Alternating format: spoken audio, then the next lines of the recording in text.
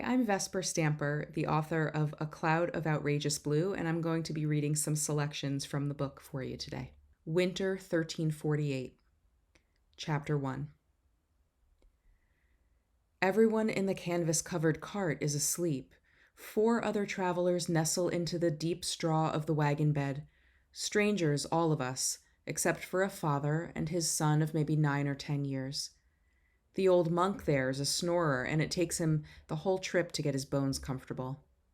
When I got into this cart, the only space had been next to the woman with the gray hair, the pink fleshy face, the gentle-eyed, reticent smile.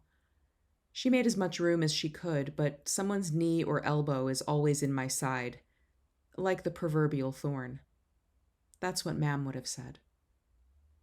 "Tusmore Village," says the driver. "Everyone out who needs a piss." The monk needs help getting out, so I lend him a hand. From the gap in the cart cover, the white winter sun blinds me, and when my eyes adjust, it's like I haven't left Hartley Cross after all. They look the same, these villages, and each one makes me hurt for home. I don't dare leave my satchel in the cart for curious eyes or fingers. It wouldn't be right to say that all of my worldly possessions are here in my stitched-up bag. Most things I had to leave behind. The blankets, the cooking kettle, Pounce barking me home, and Juniper winding around my ankles with that deep purr. The sheep, the trees, the forest trail. Don't forget the fort you built with Henry against that uprooted oak. Don't forget the scent of the fields in the rain. Don't forget the crack on the daub wall that looked like a fawn's face. Don't forget. I reach into the satchel and run my fingers over each item until I feel the drawings I made of my parents. What's left is barely discernible, the fine lines made with the brass stylus on fire-browned parchment, burned in a moment of anger. Don't forget Dad's face, and don't forget Mam's face, and don't forget baby Sis's face, nor even your brother Henry's. I would have stuffed the entire house into the satchel if I could, but I only took what fit: Mam's cloak and dark woad blue gown, the small clay honey pot Henry gave me, my best willow charcoal twigs rolled in a piece of linen to draw with. I hold the stone cross from Mason and sense his impact on it, his hands shaping and smoothing it. And don't forget Mason's hands. I may have to surrender all these things when I get to the Priory, but it's a risk worth taking. They're all I have left of everyone I love. It was only yesterday, mid-morning, when everything changed. "Edie," Henry's voice was alarmed. He shook me, shook and shook. "Edie, wake up." I stirred, shoved his hand off my shoulder, and looked sideways at my big brother. Suddenly, everything came rushing back like a tempest. Dad's murder. Mam's death birthing little baby Sis. Mason avoiding me just like the rest of the villagers. The fear of starvation. The intensifying fights with Henry as we got more and more desperate. Death and loss and fury and hunger. "Get away from me," I grunted, rolling back over. "You weren't waking up," he said. "Are you all right?" "No." Henry ignored me, grinning, almost dancing with excitement. I sat up slowly, suspicion gnawing at my belly. "Edie, I know where you're going to go." "Henry, we talked about this," I reminded him. "You said we were leaving together, in the spring. You said that Lord Geoffrey would wait until then to evict us, remember?" "I know, but this is better.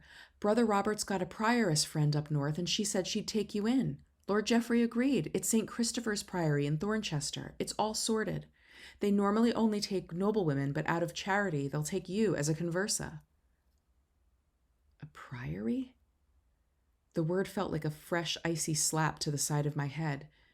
And a Conversa? A lay sister? A servant? So instead of being a wooler's daughter with at least some dignity, I'll be cleaning the latrines of prissy nuns? How was that better? "What do you mean it's all sorted?" I pressed him. "Who put you in charge of me?" Henry looked stunned. "Dad did, Edie, when they murdered him." Of course it was Henry's decision, I knew that. The moment Dad died, Henry became head of house. But that didn't really give him options. He still had to answer to Lord Geoffrey Caxton, the very man who killed our father. We were bound to Lord Geoffrey, and I was bound to Henry. But I didn't want to accept it. Henry was only 2 years older than me, my brother, not my lord. But don't you understand, he coaxed? It's better than we could have hoped.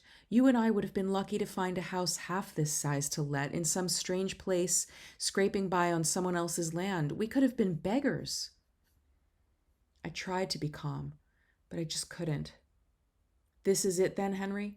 16 years old, and the best thing I can hope for is to rot away in some convent, where they send the old hags and toady girls, and I should be grateful? Go to hell. The words singed my mouth as I spat them, and Henry flinched, all the optimism drained from his face in a moment. He set his jaw and spoke with an unnerving softness. Fine, Edith. I tried to do my best by you. If this is your thanks, then we'll say goodbye now. The wagon will be here for you at dawn. He opened the cupboard and grabbed half a loaf and filled his water skin with ale. I had never been angry with my big brother before, my best friend, my hero. But desperation lit one last flaming arrow on my tongue. Traitor! It's you and me, Edie, I mocked his childhood promise.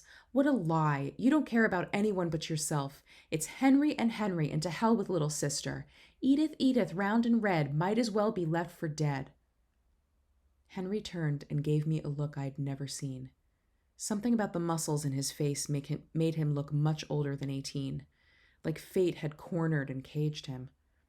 He clenched his teeth and his muscles pulsed. He sniffed hard, walked quickly out of the house, and slammed the door to my enraged scream. I sank to the floor, skirts in a pool around me, and cried. The day darkened early. A raindrop hung pregnant from the edge of the windowsill, all silvers except for a thin strip of rainbow edging its metal belly. And I could feel those colors on my tongue, like the time I tried licking the edge of the cold kettle just to see if it tasted like I thought it would. Yes, like blood and ash, like the dark brown stripes that appeared at the outsides of my eyes. That was when Mam could stir things in the kettle, the green Alexanders with the fresh spring butter. She could stir things in a kettle because she was alive.